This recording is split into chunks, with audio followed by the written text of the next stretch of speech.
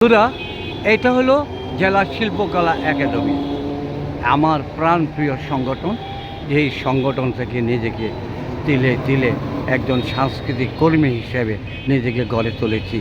তার পাশেই আজকে প্রেস ক্লাবের নির্বাচন। এই নির্বাচনকে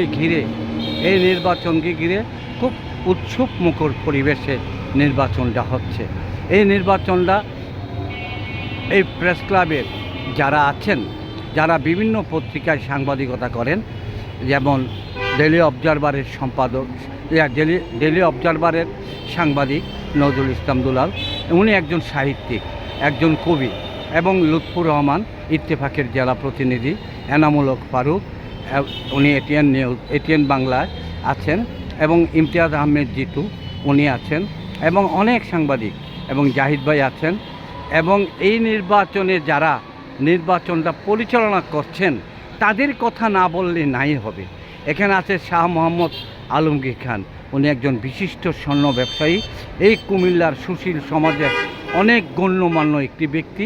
এবং এই আলমগীর খান তারাই এই প্রেস ক্লাবের মাঠটা রক্ষা করেছিলেন, এবং এখানে আমির আলী স্যার ছিলেন, এবং হাসান ইমাম ফটিক ছিলেন। এবং এখানে যারা নির্বাচনে দায়িত্ব পালন করছেন নির্বাচন কমিশন হিসেবে, এখানে আছেন সাংবাদিক, আপনার নির্বাচনে যারা দায়িত্ব পালন করছেন নির্বাচন কমিশন হিসেবে, এখানে আছেন শাহ মোহাম্মদ আলমগীর খান, এবং এখানে আছেন বদরুল হুদা জেনু, প্রেস ক্লাবের সাবেক সভাপতি আবুল হাসনাত বাবুল। অত্যন্ত সম্মানিত এই তিনজন ব্যক্তি এই প্রেস ক্লাব থেকে যারা দুনিয়া থেকে বিদায় নিয়ে চলে গেছেন, যেমন সাংবাদিক আমিন ভাই, অনেকেই সাংবাদিক আমিন ভাই, rabbi sir, wave sir, Golam Mostafa Chowdhury এই প্রেস ক্লাবটা প্রতিষ্ঠিত করেছিলেন।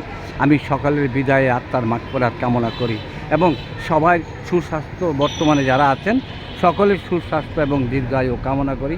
আজকের নির্বাচন অত্যন্ত উৎসব মুখর এবং মনোরম পরিবেশে শান্তশিষ্টভাবে ভোট গ্রহণ চলছে।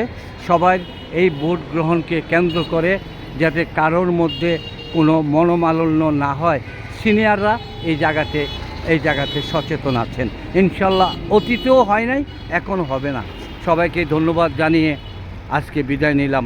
আল্লাহ হাফিজ। আসসালামু আলাইকুম ওয়া রাহমাতুল্লাহি ওয়া বারাকাতুহু। জয় হোক প্রার্থীদের।